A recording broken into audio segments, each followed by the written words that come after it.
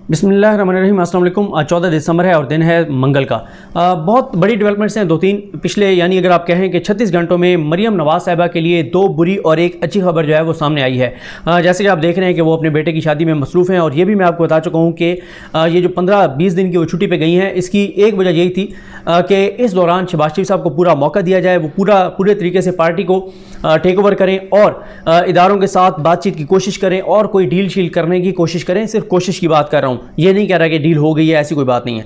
अच्छा, इसमें एक और चीज़ ये है कि अगर आप थोड़ा सा गौर करें कि मरियम साहबा ने आखिरी जो प्रेस कॉन्फ्रेंस की थी 24 नवंबर की, जो कि बड़ी सख्त प्रेस कॉन्फ्रेंस थी, बड़ी तवील प्रेस कॉन्फ्रेंस थी। उसके बाद क्या हुआ? उसके बाद मरियम साहबा को 15 दिन की छुट्टी पर भेजा गया, सियासी तौर पर अलग किया गया, और उसके बाद शहबाज शरीफ साहब ने पूरा कंट्रोल संभाला। जिस वक्त ये सारा माहौल बना हुआ था पाकिस्तान में सानिया सालकोट की वजह से, उस वक्त अचानक शहबाज शरीफ साहब स्क्रीन पर रिपेयर होते हैं और 1 घंटे 49 मिनट की या 50 मिनट की प्रेस कॉन्फ्रेंस कर देते हैं, और उसमें वो फौज के खिलाफ कोई बात नहीं करते, एस्टैब्लिशमेंट इदारोों के खिलाफ कोई बात नहीं करते, वोट को इज्जत दो के बयानी का इजहार नहीं करते, बल्कि वो काम को इज्जत दो के बयानी पे बात करते हैं, और वो टारगेट करते हैं प्राइम मिनिस्टर पाकिस्तान इमरान खान साहब को और तहरीक इंसाफ को। फौज के खिलाफ वो कोई लफ्ज़ नहीं बोलते।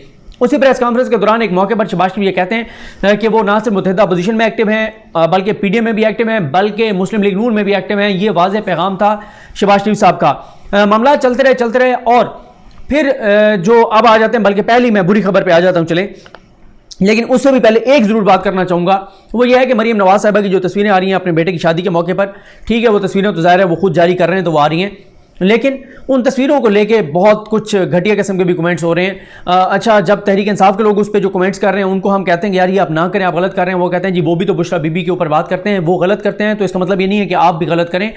मेरा ख्याल है कि किसी को भी, और ख़ास तौर पर इससे पहले भी मैं बात कर चुका हूँ कि मरियम नवाज़ साहिबा की जो बहू हैं, जो सैफ रहमान साहब की बेटी हैं, उनकी तस्वीरों को लेके भी बड़े घटिया किस्म के और बहुत गलत किस्म के कमेंट्स किए गए। खुदारा कोई एक जमात तो थोड़ी सी जो है वो संजीदगी का मुजाहरा करे और इखलाकियात को उस सतह तक ना लेकर जाएंगे। पाकिस्तान में जो है वो बिल्कुल ही चीज़ें जिस तरफ जा रही हैं वो बहुत ही अफसोसनाक है।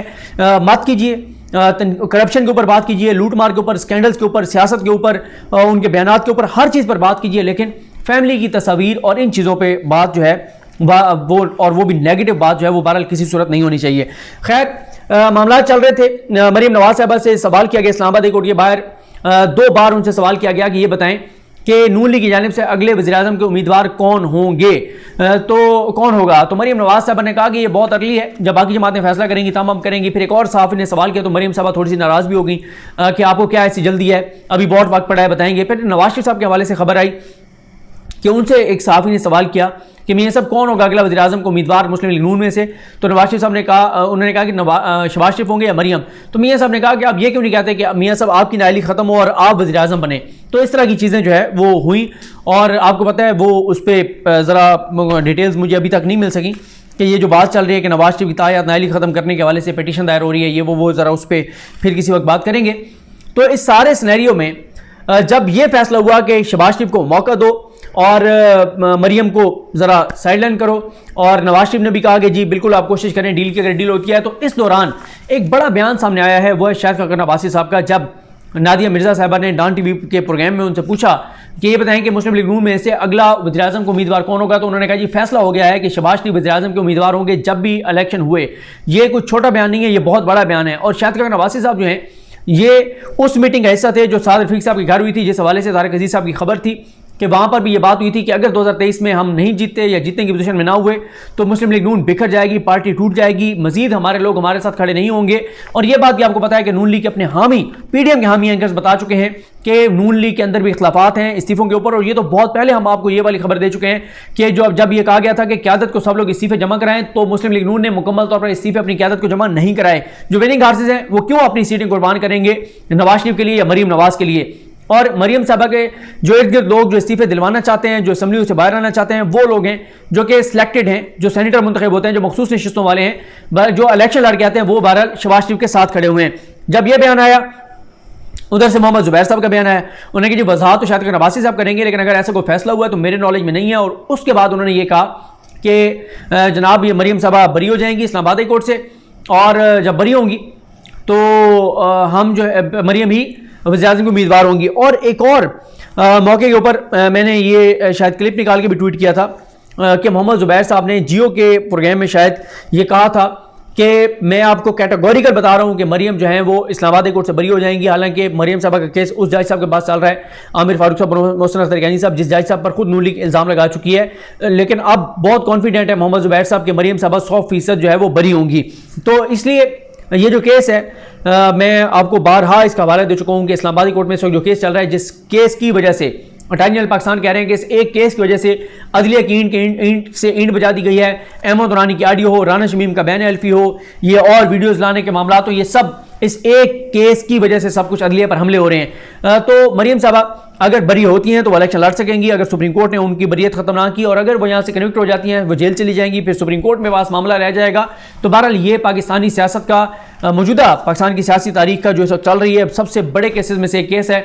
इसका जो भी फैसला होगा वो पाकिस्तानी सियासत में जलजला बर्पा कर देगा। मरियम साहबा कन्विक्ट होती हैं, कन्विक्शन बरकरार रहती है तो जेल चली जाएंगी, बरी होती हैं तो इलेक्शन लड़ सकेंगी। ये बहुत बड़ी डेवलपमेंट होगी दोनों अतराफ जिस तरह भी फैसला हुआ। अच्छा, मोहम्मद जुबैर साहब ने ज़रा मुख्तलिफ बात की है, लेकिन यह ज़रूर है कि शरीफ फैमिली में नए सियासी वारिस की जंग में ये नया मोड़ आया है कि अब पहली मरतबा शाहिद खान नवाज़ी ये कह रहे हैं कि शहबाज शरीफ वज़ारत उज़्मा के उम्मीदवार होंगे। इससे पहले आपने देखा कि शहबाज शरीफ को कभी भी वज़ीर आज़म के उम्मीदवार के तौर पर नहीं कहा गया, बल्कि 2017 में जब नवाज शरीफ नायल हुए तब आराम से शहबाज शरीफ वज़ीर आज़म बन सकते थे, तब भी उनको नहीं बनाया गया था। और मरियम साहबा शहबाज शरीफ के वज़ीर आज़म बनने के खिलाफ हैं। लेकिन इस वक्त ना मरियम इलेक्शन लड़ सकती हैं, ना नवाज शरीफ लड़ सकते हैं।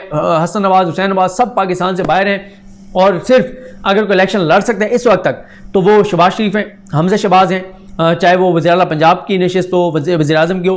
बहरहाल दो ये असम्बलियों के अंदर हैं, बाकी नवाज की फैमिली तो असम्बलियों में है ही नहीं। दूसरी जो बुरी खबर मरियम साहबा के लिए, अच्छी खबर पे भी आते हैं। दूसरी जो उनके लिए बुरी खबर है वो ये है कि इनकी दो इनके अपने, एक जंग अखबार और एक राना शमीम, इस वक्त वो आमने सामने हैं।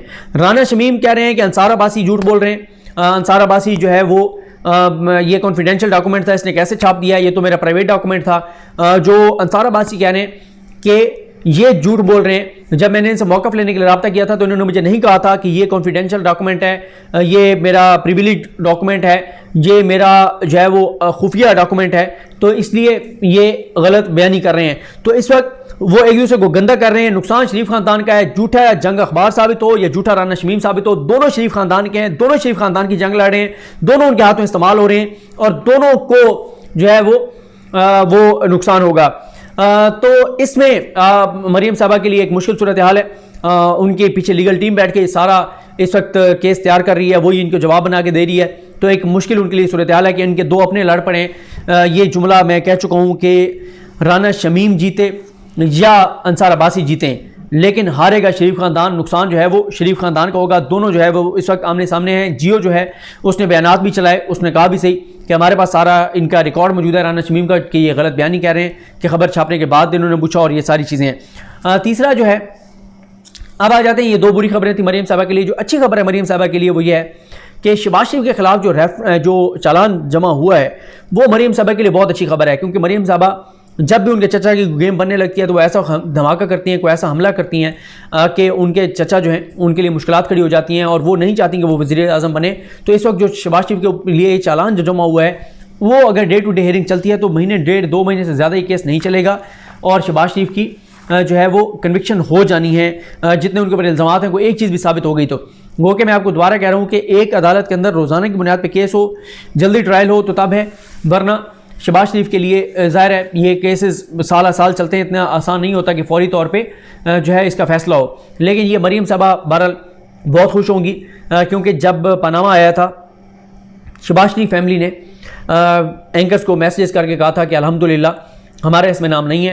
अब जब शहबाज शरीफ फंसे हैं तो मरियम साहबा खुश होंगी। और मैं आपको एक और बात बता दूं कि जो नून लीग और पीडीएम के हामी हैं, खासतौर पे नून लीग के जो हामी एंकर्स हैं उनमें भी 2 ग्रुप हैं, एक मरियम ग्रुप है, एक शहबाज शरीफ ग्रुप है। एक ग्रुप है जो आप देखेंगे वो मुसलसल टारगेट करेंगे शहबाज शरीफ को कि जी हालांकि वो नून लीग के हामी हैं कि ये बाहर नहीं निकलते, ये मफाहमे की बात करते हैं, फ़ौज से चलने की बात करते हैं, ये करते हैं वो करते हैं। और दूसरे जो हैं वो हैं ज़ाहिर है वो मरियम साहबा पे तनकीद करते हैं और शहबाज शरीफ की तारीफ़ें करते हैं। और आप एक और बात हैरान कुन देखें, यही मैं मुनाफिकत की बात करता होता हूँ, ये जो इस वक्त डील की बातें चल रही हैं उस पर अलग से वीडियो भी करेंगे कि जो डील की बातें चल रही हैं क्यों चल रही हैं।